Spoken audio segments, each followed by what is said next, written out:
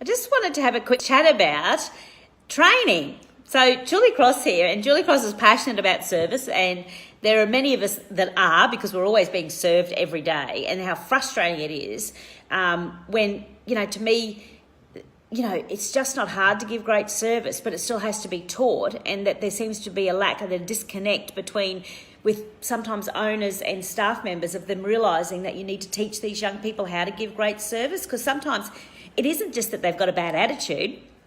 Sometimes it might be, but it isn't always just because they've got a bad attitude or that they're negative. It's because nobody taught them, and we assumed that they would know how to handle something. We made an assumption that they would handle that situation, but we never actually gave them the words to use to handle that situation. And the analogy that I use is that, take the hairdressing industry, but it could be a mechanic, it could be, in a restaurant or what have you, that you wouldn't take, a first-year apprentice on their first day, starting their hairdressing career, and then when they walk in the front door on their first day, say to them, "Gee, I see you're positive and enthusiastic. That's fantastic, exciting. Yes, it's going to be great. So you want to be a hairdresser, I heard. Fantastic. Here's some scissors. There's a guy. Go and see how you go."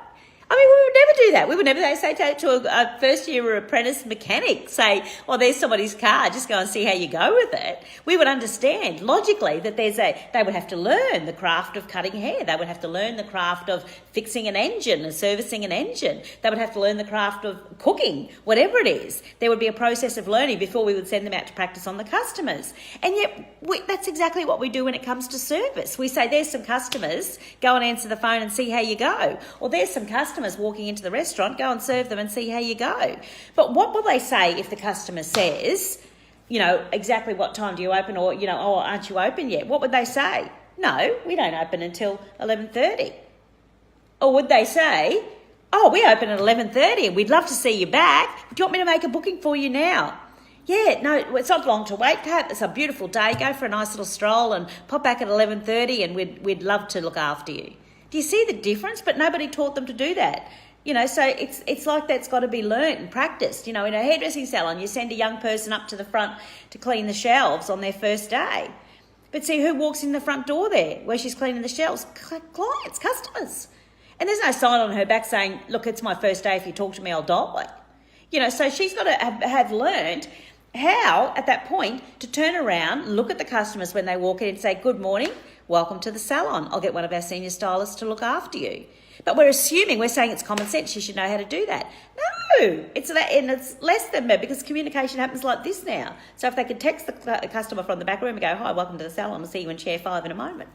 They can't. So this has got to be learnt. You've got to practice it. And I need to hear her say it so I know she can say it. Because how dare I assume she can say it if I've never heard her say it?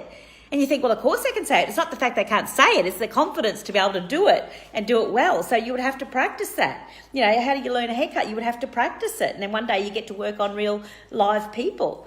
And, how do you learn how to, service a car? You've got to learn and practice it on engines before you work on real live people's engines. So, it's so logical, and yet we're missing it. We're missing it, that they need to be taught. So customer service, communication needs to be taught. It needs to be learnt. It needs to be practiced. And then it needs to be managed. We can't just hope they're going to get it. So that's things like role play. Yes, you'll have to role play, people. And I know the young ones, and nobody likes role playing. I know you say you're going to do some role play and they go, "Oh, no." Yeah, you see, I don't role play. Because you see, when I do it, I get really embarrassed, and then I start laughing, and I'm being really silly. So thanks for asking, but I don't role play. No, you're going to have to role play, because that's how you learn how to give great service. That's how I learned to deliver special speeches. I would say in my mind and think about what I'm going to say, and then that's how you get good at it, and that's how you present it. So it's no different when you're on the stage of your work. They have to learn the lines. You've got to show, and I've done that show analogy before, but you've got to show. Whatever your business is, it's your show. You employed some people to come and take part in your show. And when you employ them, like any good show, when Priscilla, Queen of the Desert, they have to learn the lines of the show so that when the curtain goes up and the audience walks in, they can get out and deliver the lines to the level of expectation that you have for your business, with the right enthusiasm and passion and tone of voice. And that is taught. It's not caught. It's taught. And that's what people like I do. That's what we do. We come in and help teach. So, let us make sure that that is what we're doing, because that is what your business deserves, your customers deserve, and your team members deserve. And you certainly deserve that success. Thanks.